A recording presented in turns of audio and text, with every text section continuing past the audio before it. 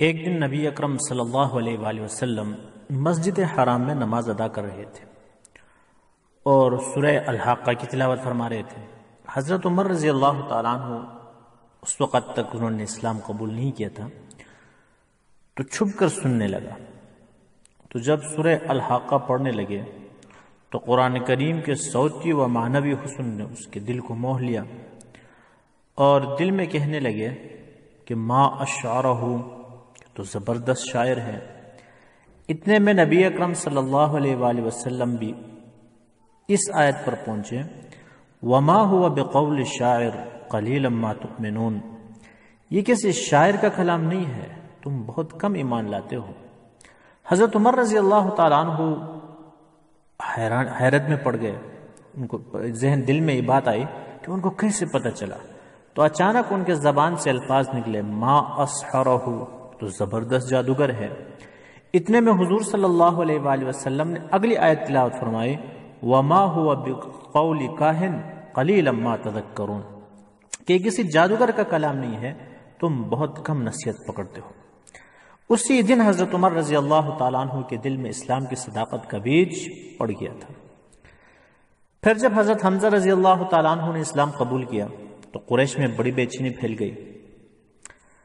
ان کے دل میں تو یہ بات تھی کہ ایسا طریقہ اختیار کریں کہ اسلام کو ایک دم حرف غلط کی طرح مٹا دیں، اور نبی اکرم صلی اللہ علیہ وآلہ وسلم دعا کر رہے تھے کہ اللہم اید الاسلام بعمرین، یا اللہ ان دو عمروں میں سے کسی ایک عمر کے ذریعے آپ اسلام کو مضبوط کریں۔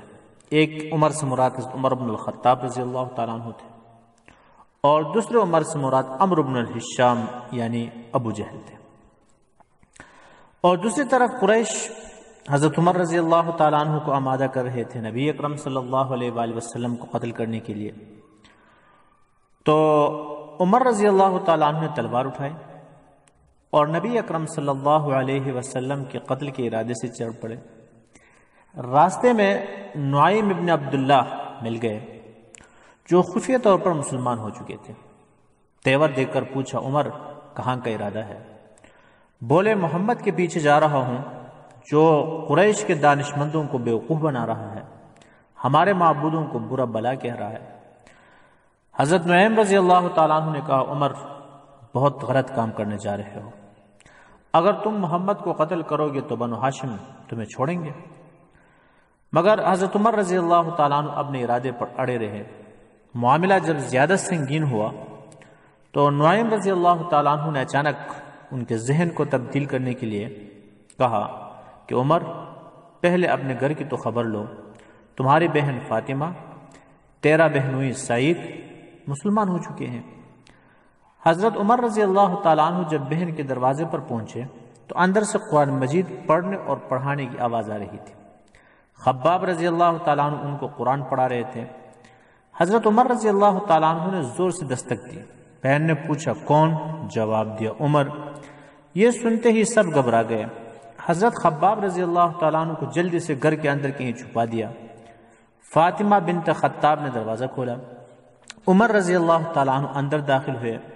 بہن اور بہنوئی سے پوچھا، تم لوگ کیا پڑھ رہے تھے؟ دونوں بولے، ہم تو آپس میں بات چیت کر رہے تھے۔ عمر رضی اللہ تعالیٰ عنہ نے گرج کر کہا، مجھے معلوم ہے کہ تم لوگ بے دین ہو چکے ہو۔ سعید بن زید رضی اللہ تعالیٰ عنہ بولے، عمر بتاؤ، اگر حق تمہارے دین کے بجائے دوسرے دین میں ہو تب؟ یہ سننا تھا کہ حضرت عمر رضی اللہ تعالیٰ عنہ حضرت سعید بن زید رضی اللہ تعالیٰ عنہ پر پل پڑے، نیچے گرا کر خوب مارا۔ بہن چھڑانے کے لیے آ گئی تو ان کو اتنے زور سے تمانچہ مارا کہ ان کے منہ سے خون نکلنے لگا۔ تو فاطمہ بنت خطاب رضی اللہ تعالیٰ عنہ روتے ہوئے بولیں کہ خطاب کے بیٹے، جو جی میں آئے کر لو، مگر میں اسلام لا چکی ہوں اور گواہی دیتی ہوں کہ اللہ کے سوا کوئی معبود نہیں۔ میں گواہی دیتی ہوں کہ محمد صلی اللہ علیہ وسلم اللہ کے سچے رسول ہیں۔ بہن کے جملے سن کر، پھر بہن کو لہولہان دیکھ کر حضرت عمر رضی اللہ تعالیٰ عنہ کا دل نرم ہوا اور غصہ اتر گیا۔ تو وہیں چارپائی پر بیٹھ کر پوچھنے لگے کہ لاؤ دکھاؤ، تم کیا پڑھ رہے تھے؟ بہن نے کہا کہ نہیں، تم ناپاک ہو، جبکہ اس کتاب کو صرف پاک صاف لوگ ہاتھ لگا سکتے ہیں، پہلے غسل کرو۔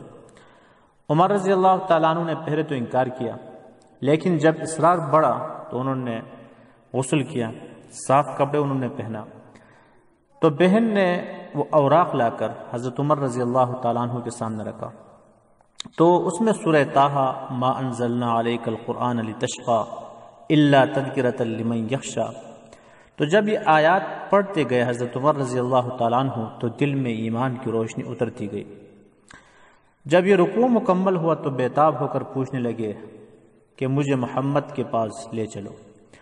ان کی آواز سن کر حضرت خباب رضی اللہ تعالیٰ عنہ جو اب تک گھر کے اندرونی حصے میں چھپے ہوئے تھے باہر نکلے اور کہا، عمر مبارک ہو، جمعرات کی شب رسول اللہ صلی اللہ علیہ وآلہ وسلم نے دعا مانگی تھی اور لگتا ہے کہ وہ دعا آپ کے حق میں قبول ہوئی ہے۔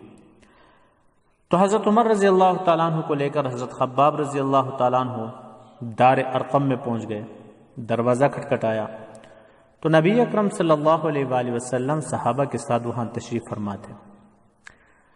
تو کسی نے دروازے کے درمیان سے دیکھا کہ سوراخ سے، تو دیکھا کہ حضرت عمر رضی اللہ تعالیٰ عنہ ہے اور ہاتھ میں تلوار ہے۔ تو نبی اکرم صلی اللہ علیہ وسلم کو بتایا گیا، تو حمزہ رضی اللہ تعالیٰ عنہ نے کہا آنے دو، اگر نیک ارادہ ہے تو بہتر، ورنہ اسی تلوار سے اس کو قتل کریں گے۔ حضرت عمر رضی اللہ تعالیٰ عنہ گھر میں داخل ہوئے تو رسول اللہ صلی اللہ علیہ وآلہ وسلم نے ان کے کچھ کہنے سے پہلے ہی کھڑے ہو گئے اور ان کا دامن پکڑ کر جھنجھوڑا اور فرمایا، اے عمر، کیا تم اللہ کی طرف سے ذلت اور عذاب آنے سے پہلے باز نہیں آؤ گے؟ پھر رسول اللہ صلی اللہ علیہ وآلہ وسلم نے دعا فرمائی، اے اللہ، یہ عمر بن الخطاب ہے، ان کے ذریعے دین کو عزت دے۔ حضرت عمر رضی اللہ تعالیٰ عنہ سے اب رہا نہ گیا، بولے، میں گواہی دیتا ہوں کہ آپ اللہ کے رسول ہیں۔ یہ سن کر مسلمانوں نے اتنے زور سے تکبیر کا نعرہ بلند کیا کہ مکہ کی ہر گلی میں آواز گونج گئی۔ حضرت عمر رضی اللہ تعالیٰ عنہ نے اسلام لاتے ہی حضور صلی اللہ علیہ وآلہ وسلم سے عرض کیا، رسول اللہ، اب کھلم کھلا اسلام کی تبلیغ کیجیے۔ اور اگلی صبح مسجد حرام میں جا کر کفار کے سامنے اسلام کا اعلان کیا اور باقاعدہ صحابہ کو لے کر جماعت سے نماز پڑھی۔ تو حضرت عبداللہ ابن مسعود رضی اللہ تعالیٰ عنہ فرماتے ہیں کہ عمر بن الخطاب کا اسلام لانا اسلام کی فتح تھی، اور ان کی ہجرت اسلام کی نصرت تھی، اور ان کی خلافت اسلام کے لیے رحمت تھی۔